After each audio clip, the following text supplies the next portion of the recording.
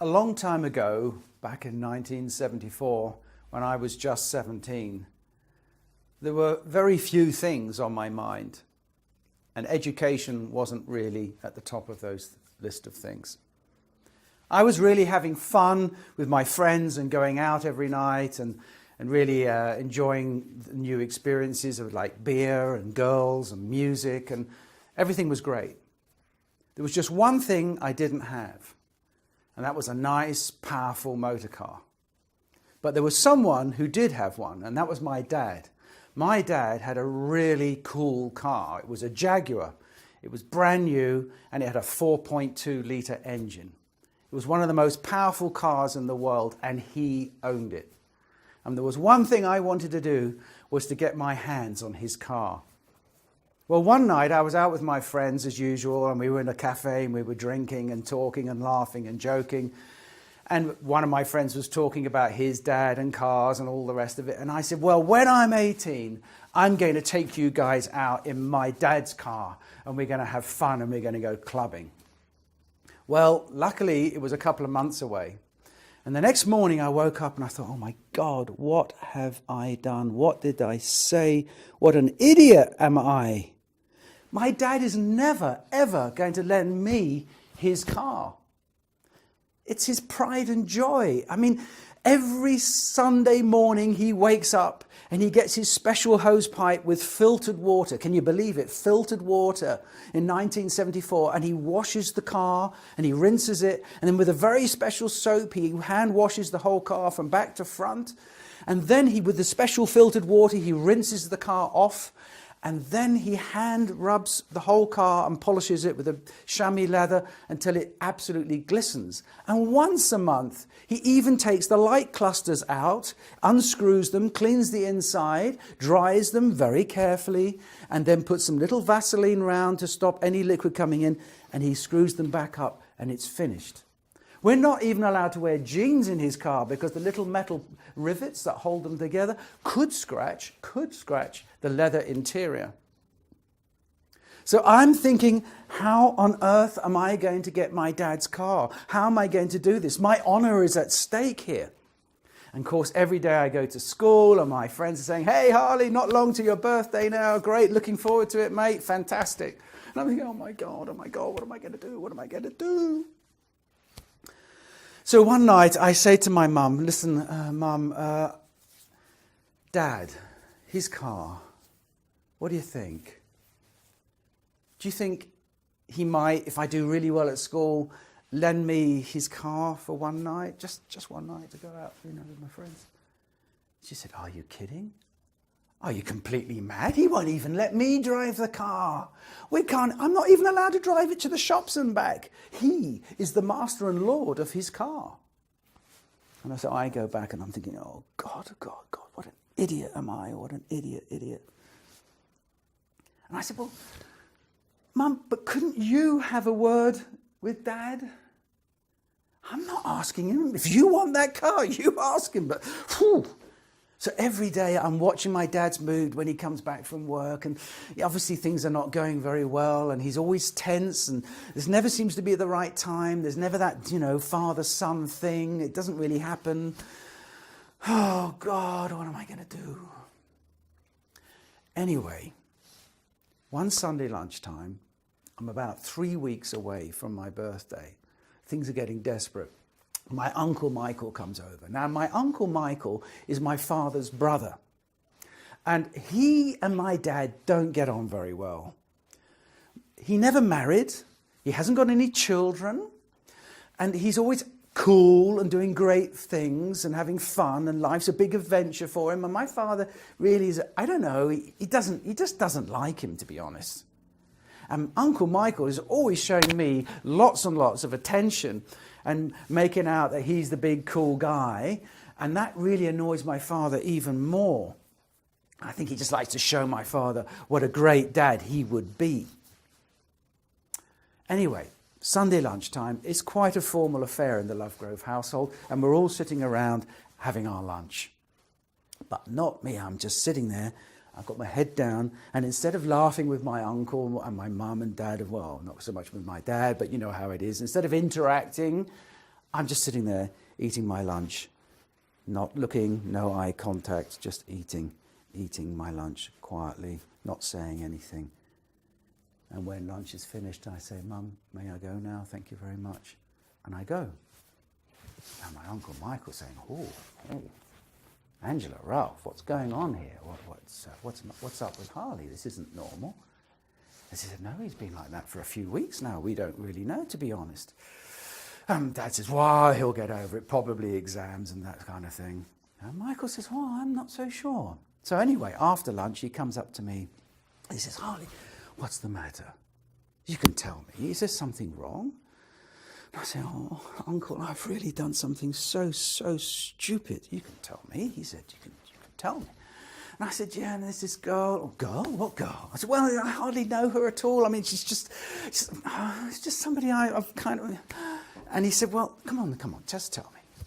And I said, well, I promised my friends that on my 18th birthday, I would take them all out in Dad's car. Are you crazy?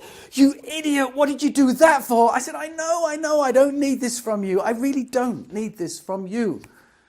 He said, oh my God, Harley, he's never, ever, ever going to lend you his car. You're crazy. You won't even get insurance to drive his car.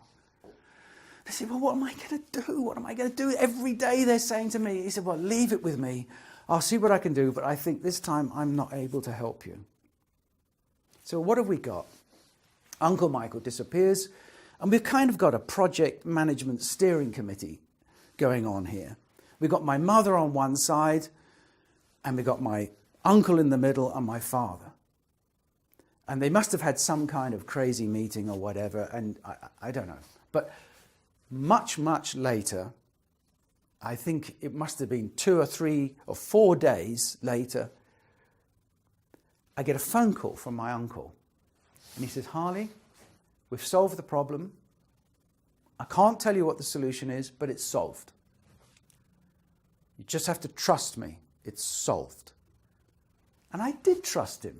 And I did believe him. But I just couldn't believe what has happened. My father's attitude hadn't changed to me one iota. My mother didn't change in her behavior at all. I thought, this is strange. And shall I tell you what the solution was? Okay. The solution was that on the night of my 18th birthday, instead of getting the keys to my dad's car, they organised a stretch limo. And my uncle Michael had his chauffeur's hat on, and he took us out clubbing. He even put in a bottle of champagne in the back, which was really, really cool. And we picked up the girl, and we picked up my friends. We went off to the club, and he drove us all back again later that night. It was brilliant. It was even better than having my dad's car. It was fantastic. It was a great night. But let's look at this. What actually happened? What was the problem I was trying to solve at the beginning? My problem was how to get my dad's car, how to get his keys into my hand.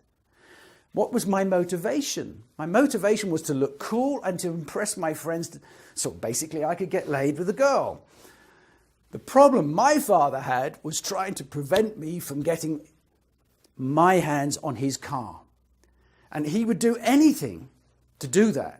And what was his motivation? Well, his motivation was pride. It's his car. He earned it. It's no one else's. It's something that belongs to him. He comes from a big family with lots of brothers and sisters. He never had any possessions of his own as a child. Everything was hand-me-downs. This is his car. He alone drives.